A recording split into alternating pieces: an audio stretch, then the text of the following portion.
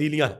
ईमान मज़ारी, उन्होंने कहा कि मैं इमरान खान की शायद सबसे बड़ी नाकद हूं, लेकिन हमें यह तस्लीम करना चाहिए कि 8 फरवरी को पाकिस्तान के अवाम ने उन्हें मैंडेट दिया, इसलिए जब तक आप अवाम का मैंडेट तस्लीम नहीं करते पाकिस्तान आगे नहीं जा सकता।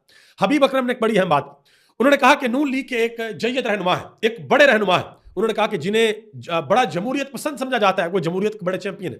उन्होंने कहा कि एक रोज एक साहब से कहने लगे कि हम एस्टेब्लिशमेंट के साथ भी निमट लेंगे, यानी कि हम एस्टेब्लिशमेंट के साथ भी अपना हिसाब किताब कर लेंगे, लेकिन पहले एस्टेब्लिशमेंट इमरान खान के साथ तो निमट ले। यानी कि नून लीग इस आस और इस उम्मीद के साथ बैठी हुई है कि एस्टेब्लिशमेंट और इमरान खान की लड़ाई किसी अंजाम की तरफ पहुंचे और उनकी ये ख्वाहिश है कि एस्टेब्लिशमेंट की लड़ाई जीते, इमरान खान खत्म शुद्ध हो जाए, इमरान खान का नाम लेने वाला कोई ना हो, इमरान खान का वोट बैंक खत्म हो जाए और उसके बाद जो है वो नून लीग एस्टेब्लिशमेंट के साथ अपना हिसाब किताब पूरा करेगी। एक पल की खबर नहीं और समा है उम्र भर का। देखते हैं कि आगे क्या होता है और किस तरीके से होता है। हबीब अकरम ने एक और बड़ी अहम बात की, उनसे सवाल पूछा गया एंकर की जानिब से कि अगर शहबाज शरीफ कहे कि मुझे इमरान खान से मिलना है तो क्या उनको इमरान खान से मुलाकात की इजाजत मिलेगी, क्या उनकी इमरान खान के साथ मुलाकात हो सकती है?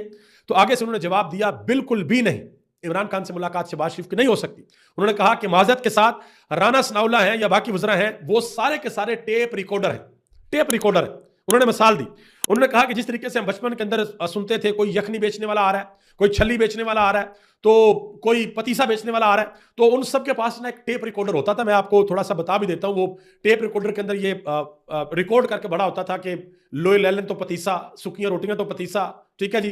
तो वो इस तरीके से सब्जी बेचने वाले, ये बेचने वाले इस तरीके से टेप रिकॉर्डर चलाते थे, ठीक है जी। अक्सर आपने देखा होगा कि बाजारों के अंदर जो फकीर मांगते हैं उनके पास भी अक्सर एक टेप रिकॉर्डर होता है जिसमें उन्होंने एक आवाज़ रिकॉर्ड की होती है कि हमें जो है वो सदका दें। अक्सर नबीना लोग जो है वो कहते हैं कि आंखों वालों की कदर जो है वो जिनके पास आंखें नहीं है वो जानते हैं, ये होता है टेप रिकॉर्डर। तो हबीब अकरम कहते हैं कि इनके जो सारे के सारे वज़रा हैं ये टेप रिकॉर्डर है, कि टेप रिकॉर्ड करके इनके अंदर फीड की हुई है और सिर्फ ये वही बोलते हैं, उन्हीं की आवाज़ आती है और जो रिकॉर्डिंग होती है और किसी किस्म की कोई बात नहीं।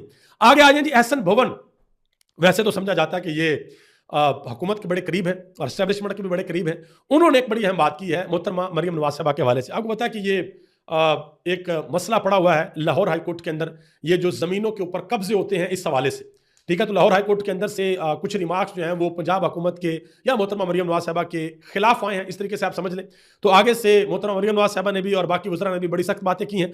इसके ऊपर एहसन भवन ने कहा, कहते हैं कि इनको पता ही नहीं कि ये क्या कर रहे हैं, इन्होंने शायद माजी से सबक नहीं सीखा। मरियम नवाज के नीचे जो शुरलियां हैं वो ऐसी ऐसी गुफ्तगू कर रहे हैं कि मुझे समझ नहीं आ रहा कि वो क्या करना चाहते हैं, वो क्या कहना चाहते हैं। उन्होंने कहा कि जिन चीजों में आपका इख्तियार नहीं है उनमें आप हाथ डालेंगे तो फिर आप सर्वाइव नहीं कर सकेंगे। ये डायरेक्टली मोहतरमा मरियम नवाज साहबा को पैगाम दिया गया, डायरेक्टली, कि जिस तरफ